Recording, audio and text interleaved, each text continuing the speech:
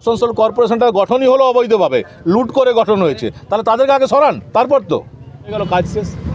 তারা ধরেই নিয়েছে যে গাড়ুই নদীর সংস্কার করুক বা না করুক, আসানসোলের মানুষ তাদের কিছু করতে পারবে না।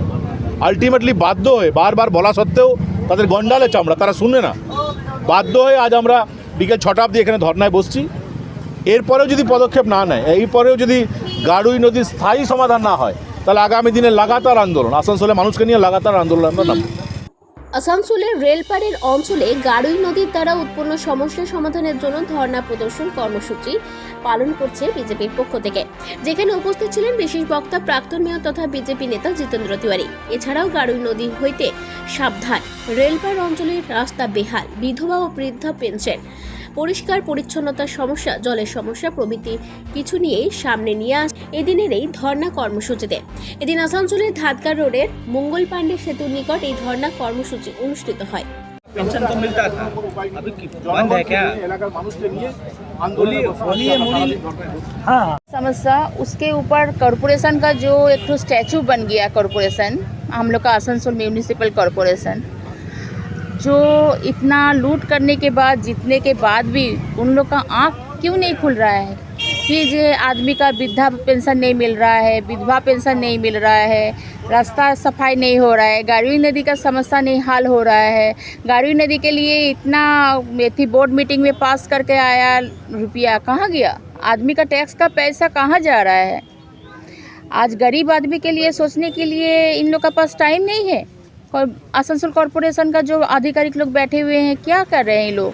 तो हम लोग इसके लिए करेंगे। उन लोग कॉरपोरेशन में बैठे हम लोग को ना भी बुलाए कोई बात नहीं, लेकिन इतना आम जनता हम लोग का साथ है। इन लोग को लेके जो करना है हम लोग करेंगे।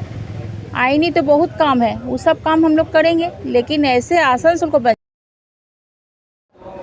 গাড়ুই নদী সম্পর্কে আমাদের যিনি মেয়র ছিলেন, বর্তমানে অন্য দলের সদস্য, তার কোনো গ্রাউন্ড রিলেশন আছে কি না, গ্রাউন্ড রিলেটেড কোনো তাদের কাছে ব্যাখ্যা আছে কি না আমি জানি না। গাড়ুই নদী আমাদের 2021-এ ফ্লাডের পর কর্পোরেশন যেভাবে উদ্যোগী হয়েছে, এর আগে কিন্তু আমরা দেখিনি। আমরা 2022, 2023, 2024 তিনটে বছরই আমরা গাড়ুই নদী সাফাইয়ের কাজ চলছে।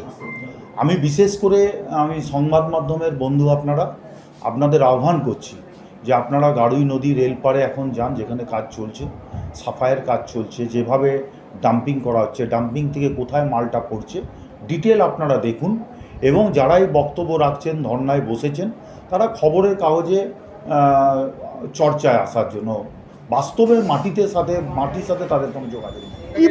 কি বলবো, এরা যদি মানুষ নির্লজ্জ হয়, মানুষের ভোটে তো এরা জেতেনি, এরা তো লুট করে জিতেছে না। মানুষের ভোটে যদি জিততো তাহলে চিন্তা থাকতো যে মানুষ আমাদেরকে খারাপ ভাবতে পারে, মানুষ আমাদের উপর রুষ্ট হতে পারে, মানুষ আমাদের কাছ থেকে দূরে সরে যেতে পারে, তাহলে সে ভয়ে কাজ করতো। এখন তো জানে যে মানুষ তো ভোটে দরকার নেই, আমরা তো লুট করে জিতে নেবো, গুন্ডা বদমাস নিয়ে আসবো, বমগুলি চালাবো, ভোটে জিতে যাবো। যেহেতু মানুষের ভোটে তারা জিতে নেই, ন্যাচারালি মানুষের সুযোগ সুবিধা, মানুষের দুঃখ কষ্ট বেদনা নিয়ে তাদের কোনো মাথা ব্যথা নেই, তাই তারা বেপরোয়া হয়ে গেছে। মুখ্যমন্ত্রী বলছেন অবৈধ যে দখলদারি সে বন্ধ করতে হবে, কিন্তু দেখা যাচ্ছে আরে অবৈধভাবে তো আসানসোল কর্পোরেশনেই বসে আছে, আগে তাদেরকে বরখাস্ত করুন না।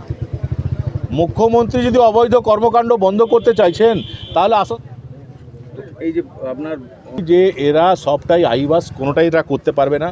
হকারদের জন্য একটা কম্প্রিহেন্সিভ এরা প্ল্যান বানাবে তো, যে হকারদেরকে কোথায় বসাবে, কিভাবে স্টল দেবে, একটা টাইম ফ্রেম করে, এটা সবটাই এটা আইবাস।